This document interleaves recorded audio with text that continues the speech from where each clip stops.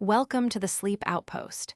If you enjoy drifting off to sleep with stories like this, hit subscribe so you never miss a new one. Now, settle in, take a deep breath, and let tonight's journey begin. Welcome.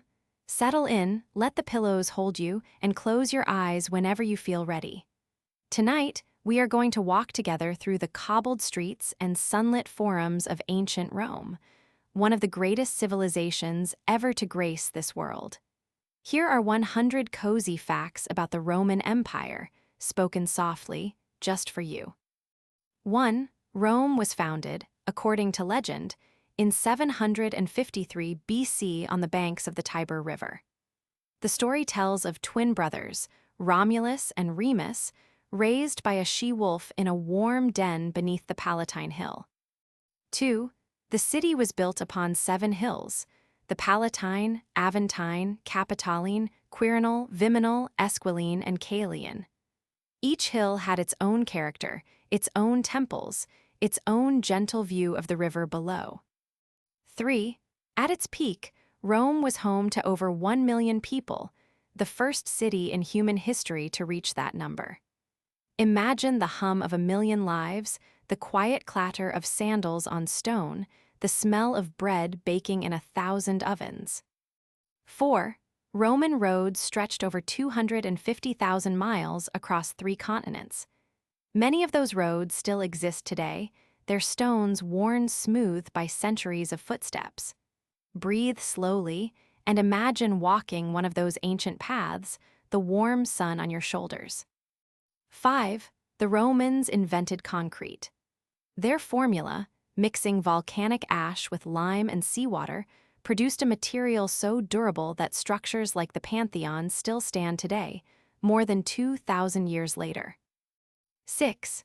The Pantheon's dome remains the largest unreinforced concrete dome in the world. At its center is an opening called the oculus, through which sunlight pours in a slow, golden column that moves across the floor as the hours pass. 7. Roman houses of the wealthy, called domus, had central courtyards open to the sky. Rainwater collected in shallow pools called impluvia, and the sound of water trickling into stone basins filled the rooms with a gentle, continuous murmur. 8. Poorer Romans lived in apartment buildings called insulae, which could rise 5 or 6 stories high. The upper floors had small balconies where families hung washing and grew herbs in clay pots, and the scent of rosemary drifted through the evening air. 9. The Romans adored their gardens. Wealthy homes had elaborate peristyle gardens with fountains, shaded walkways, and beds of roses, violets, and lavender. Close your eyes and picture the soft purple blooms swaying in a warm Italian breeze. 10. The Roman Forum was the heart of the city, a grand open plaza surrounded by temples, basilicas, and government buildings. In the evenings, as the crowds thinned, the marble columns glowed amber in the setting sun. 11. Romans began their day at dawn. The city woke slowly, bakers firing their ovens, merchants rolling open their wooden shutters, the gentle clang of a blacksmith beginning his work somewhere down the lane. 12. Breakfast was simple, bread dipped in olive oil, sometimes with honey or cheese. The bread was round, warm, and crusty, pulled from clay ovens that had been heating since before first light. 13. Romans typically wore a tunic as their everyday garment, a simple, comfortable rectangle of cloth, belted at the waist. The toga, that iconic draped garment, was reserved for formal occasions and was surprisingly heavy and difficult to put on. 14. Roman children played with dolls made of wood or clay, tiny chariots with working wheels, and a game called knucklebones, tossing small animal bones into the air and catching them on the back of the hand. 15. Education in Rome began around age 7.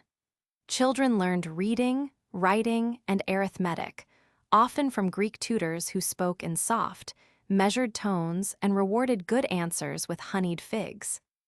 16. Romans loved their pets.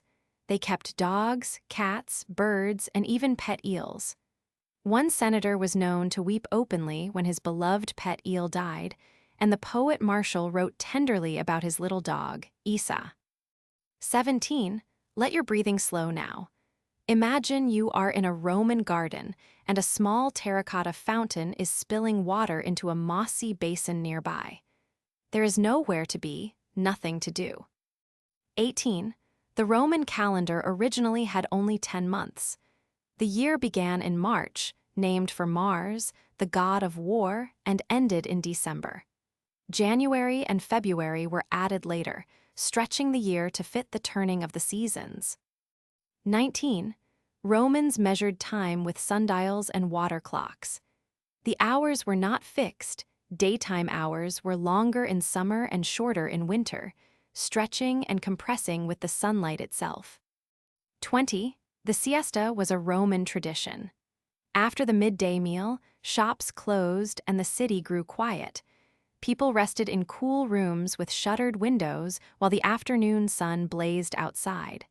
Let that stillness settle over you now. 21.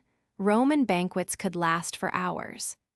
Guests reclined on cushioned couches arranged around low tables, eating with their fingers and pausing between courses to listen to music or poetry. 22. The main meal of the day was called cena, taken in the late afternoon.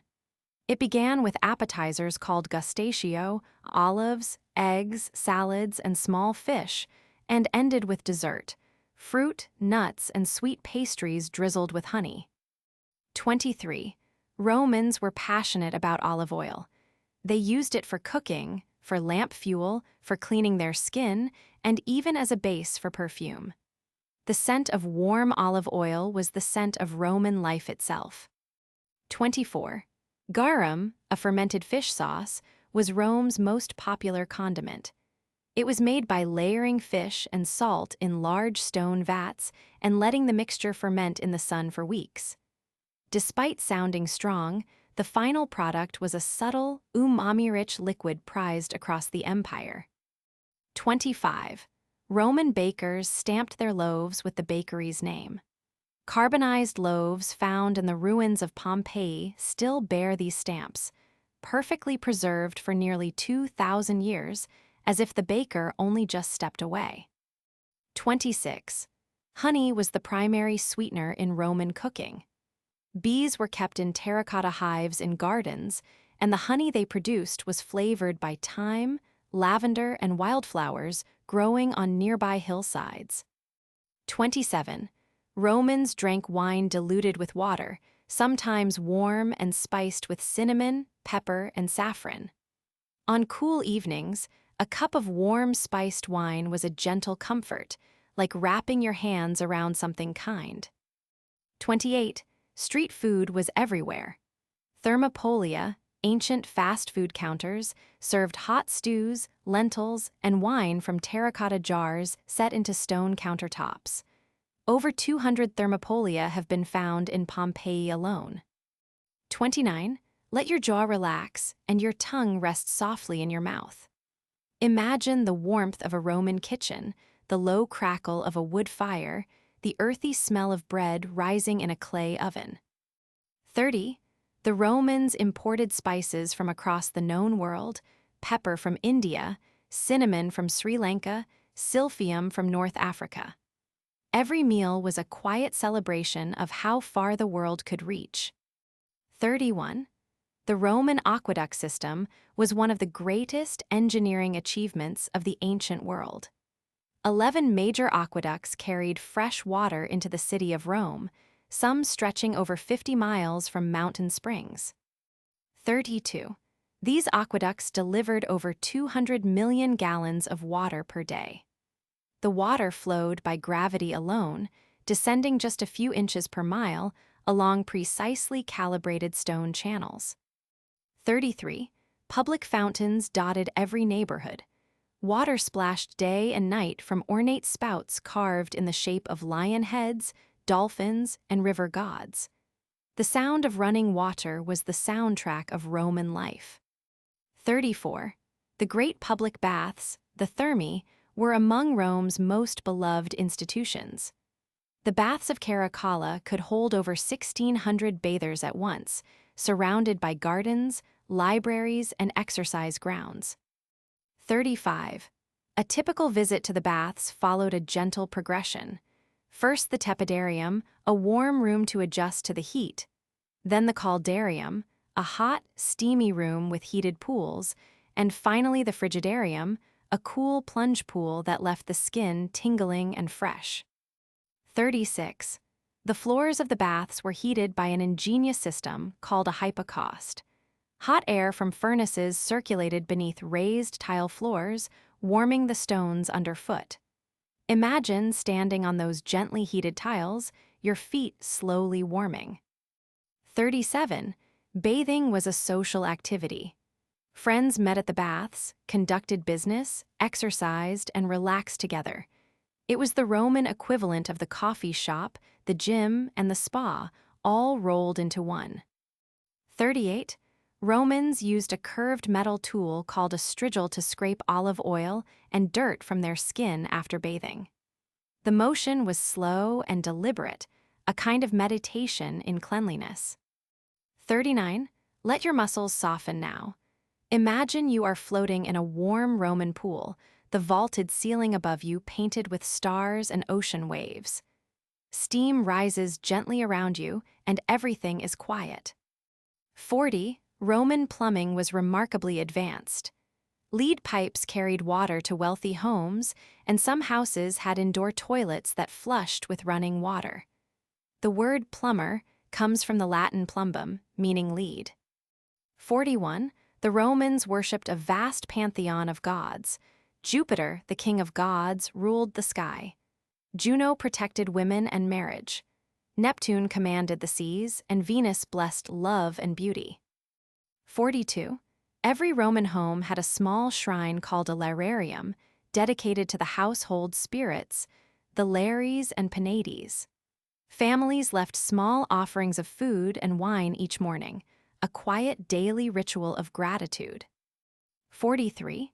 The Vestal Virgins were 6 priestesses who tended the sacred flame of Vesta, goddess of the hearth. The flame was never allowed to go out, and the Vestals served for 30 years, living in an elegant house near the Forum. 44. Roman temples were built with tall columns, deep porches, and raised platforms that caught the morning light. The Temple of Saturn, one of the oldest in Rome, held the state treasury in its basement, gold and silver resting quietly beneath marble floors. 45. Romans believed in noumena, a gentle, invisible divine force present in all things. Every spring, every doorway, every crossroads had its own quiet spirit. The world was full of small, sacred presences. 46. Festivals punctuated the Roman year. Saturnalia, held in December, was a week of feasting, gift-giving, and joyful disorder. Masters served their servants, and the streets filled with laughter, music, and candlelight. 47. During Lupercalia in February, young men ran through the streets playfully tapping bystanders with strips of goat hide, believed to bring fertility and good fortune. It was one of Rome's most ancient and cheerful festivals. 48. Let your thoughts drift now, like incense smoke curling upward in a Roman temple. There is no urgency, only the slow rhythm of your breathing and the gentle turn of these ancient stories. 49. The Romans adopted and adapted the gods of conquered peoples. Greek Zeus became Jupiter, Athena became Minerva, Aphrodite became Venus. The divine world, like the empire itself, grew ever wider and more welcoming. 50. Temples were not only places of worship, but also of shelter and calm. Any person, regardless of status, could enter a temple, sit on a cool stone bench, and rest in the shade for as long as they wished. 51. The Colosseum, built in just 8 years, could seat 50,000 spectators. Its design, with numbered entrances, tiered seating, and underground staging areas, influenced stadium architecture for the next 2,000 years. 52. A massive canvas awning called the velarium could be stretched over the Colosseum to shade the audience from the sun. It took over 1,000 sailors to operate the ropes and pulleys that unfurled this enormous canopy. 53. Roman bridges were built to last millennia. The Pont du Gard in southern France, an aqueduct bridge, stands 160 feet tall and still carries visitors across its arches today. 54. Roman architects wrote detailed manuals. Vitruvius, in his famous work De Architectura, insisted that buildings should have three qualities: firmitas, utilitas, and venustas, strength, usefulness, and beauty. 55. Mosaics decorated the floors of Roman homes and public buildings. Tiny colored stones called tesserae were arranged by hand into images of dolphins, vines, geometric patterns, and scenes of everyday life, each one placed with quiet patience. 56. Roman glassblowing produced some of the most beautiful objects of the ancient world: delicate cups, bottles, and bowls in shades of blue, green, and amber that caught the light like captured sunsets. 57. The Romans built lighthouses along their coasts.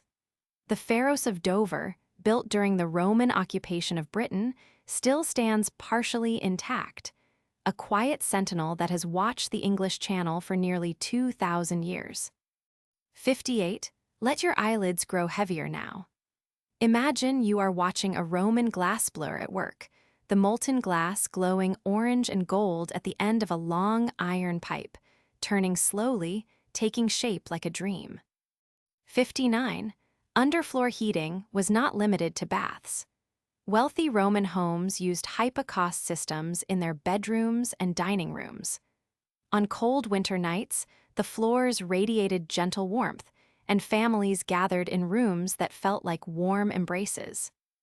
60. Roman roads were built in layers, a deep foundation of large stones, then smaller rubble, then gravel, and finally fitted paving stones on top. The surface was slightly crowned in the center so rainwater would drain to the sides. Engineering as kindness. 61. Romans were avid readers and writers. Public libraries existed in Rome as early as the 1st century BC, and by the reign of Constantine, the city had 28 public libraries filled with scrolls. 62. Books in Rome were papyrus scrolls, unrolled from right to left as you read. The rustle of papyrus being unrolled in a quiet room, that gentle, whispering sound, was one of Rome's most familiar domestic noises. 63. The poet Virgil spent 11 years writing the Aeneid, his epic poem about the founding of Rome. He revised and polished each line with such care that some days he produced only a few verses, each one perfect. 64. Ovid's Metamorphoses told stories of transformation, humans becoming trees, rivers, constellations. His language was so vivid and dreamlike that reading him feels like drifting through a series of gentle visions. 65. Roman letters have survived by the thousands. Soldiers stationed on the cold frontier of Hadrian's Wall wrote home asking for warm socks and birthday party invitations. Human warmth in cold places, reaching across centuries. 66. The philosopher Seneca wrote letters to his friend Lucilius about how to live well. He advised simplicity, kindness, and the importance of a good night's rest. Even 2,000 years ago, someone cared about your sleep. 67. Marcus Aurelius, emperor and philosopher, kept a private journal, his Meditations. In it, he reminded himself to be patient, to be grateful, and to accept the flow of time. These thoughts still comfort readers today. 68. Let your breathing deepen now, in and out like the slow turning of pages in a Roman library. There is nothing more to do tonight, only listen. 69. Roman evening entertainment was gentle. Families gathered after dinner to listen to poetry readings, play board games like La Trunculi, or simply talk by lamplight. Oil lamps cast a warm, flickering glow across the room. 70. The Romans invented the codex, the book form we still use today, with bound pages instead of scrolls. This simple innovation made it easier to find your place, to mark a favorite passage, to fall asleep with a book resting open on your chest. 71. At its greatest extent, the Roman Empire stretched from Scotland to the Sahara, from Portugal to Persia. Over 60 million people lived within its borders, speaking dozens of languages under a single administration. 72. Roman merchants traded with India, China, and sub-Saharan Africa. Silk, spices, ivory, and precious gems flowed into Rome along trade routes that span the entire known world. 73. A Roman coin found in Japan, a bronze statuette found in Vietnam. The reach of Rome was wider than most people imagine, extending in quiet trade connections to the farthest corners of the ancient world. 74. Hadrian's Wall stretched 73 miles across northern England. Soldiers from across the empire served there, Syrians, Gauls, Thracians, all keeping watch together over misty green hills and silent moorland. 75. Roman roads made travel safe and predictable. Inns called mansions dotted the highways, offering travelers a bed, a meal, and stabling for their horses. The empire made it possible to sleep soundly far from home. 76. Lighthouses, harbors, and well-maintained ports meant that sea travel, though never without risk, was more reliable under Roman rule than at any time until the modern era. Ships carried grain, wine, and olive oil across calm Mediterranean waters. 77. The Roman postal service, the cursus publicus, could carry a letter from Rome to the far provinces in just a few days. Relay stations with fresh horses ensured that news moved swiftly across the land. 78. Let your body sink deeper into the bed now. Imagine you are a traveler on a Roman road and you have just arrived at an inn as evening falls. The door is open, lamplight spills out, and someone is setting a table for you inside. 79. Romanization brought familiar comforts to far-flung places. A soldier stationed in chilly Britain could visit a bathhouse, eat familiar food, and worship at a temple that looked very much like the one back home. The empire carried warmth wherever it went. 80. The Roman army built roads, bridges, aqueducts, and entire cities as it expanded. Soldiers were not only warriors but engineers, architects, and builders. They left beauty behind wherever they marched. 81. Roman perfumers blended rose petals, saffron, cinnamon, and myrrh into oils and balms that scented the skin and the air. Perfume shops lined the streets near the Forum, and their fragrances drifted through open doorways. 82. The Romans cultivated roses on an enormous scale. Rose petals were scattered at banquets, woven into garlands, and pressed into perfume. The scent of roses was considered the most Roman of all fragrances. 83. Roman gardens contained sundials that told the time by the movement of shadows across engraved stone. Watching the shadow creep slowly from one hour to the next was a kind of meditation, time made visible and gentle. 84. The stars were deeply important to the Romans. Farmers consulted the constellations to know when to plant and harvest. Sailors navigated by Polaris. Everyone looked up at the same sky and found their way. 85. Roman lullabies have been lost to time, but we know they existed. Poets mention mothers singing softly to their children at bedtime, and nurses humming quiet songs as they rocked cradles in lamplit rooms. 86. The sounds of a Roman evening, distant laughter from a tavern, the bark of a dog, water running from a public fountain, the creak of a wooden cart on cobblestones, and then, slowly, silence settling over the city like a blanket. 87. Romans loved color. Their buildings, often imagined as stark white marble, were originally painted in vivid reds, blues, yellows, and greens. The city blazed with color under the Mediterranean sun and glowed gently by lamplight at night. 88. Your body is heavy now, and that is good. Let your thoughts become like those Roman lamps, small, warm, flickering softly in a quiet room. You are safe. You are resting. 89. The Romans planted plane trees along their roads and in their public spaces for shade. These enormous trees, with their broad, sheltering canopies, could live for hundreds of years. Some planted by Roman hands may still be standing. 90.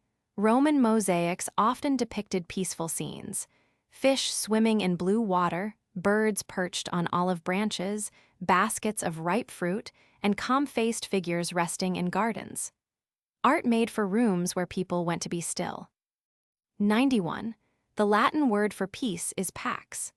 The Pax Romana, the Roman peace, lasted over 200 years, from the reign of Augustus to Marcus Aurelius. During this time, the Mediterranean world experienced an unprecedented era of stability, prosperity, and quiet. 92. Augustus, the first emperor, was said to sleep modestly in a small room on a low bed with simple blankets. Even the ruler of the known world sought nothing more at night than a comfortable place to rest. 93. Roman bedrooms, called cubicula, were small and intimate. The walls were painted with calming scenes, landscapes, gardens, mythological figures resting among clouds. These paintings were designed to soothe the mind before sleep. 94. Pillows were stuffed with wool or feathers, and mattresses were layered with straw and soft cloth. Wealthier Romans slept on beds with bronze frames and woven rope supports that gave gently beneath the body. 95. The Roman night was lit by oil lamps, small clay vessels with a single flickering flame. The light was warm, golden, and soft, casting gentle shadows that moved slowly across painted walls. 96. Night watchmen called vigils patrolled the streets after dark, carrying lanterns and keeping the city safe. Knowing someone was watching allowed the rest of the city to sleep in peace. 97. As the night deepened, the great city grew quiet. The forums emptied, the markets closed their shutters, and the fountains continued their soft, endless murmuring in deserted plazas. 98. Let everything go now. Let the ancient city fade gently, like lamplight dimming. Let the stories settle into the back of your mind like sediment sinking to the bottom of a still pool. 99. You have walked with the Romans tonight. You have sat in their gardens, tasted their bread, bathed in their warm waters, and read their letters by lamplight. Now it is time to rest, as they did, in the quiet hours before dawn. 100. The Latin phrase for good night is bona nox. So, from across the centuries, here is your bona nox: sleep well. The world will still be here in the morning, and so will you. Good night.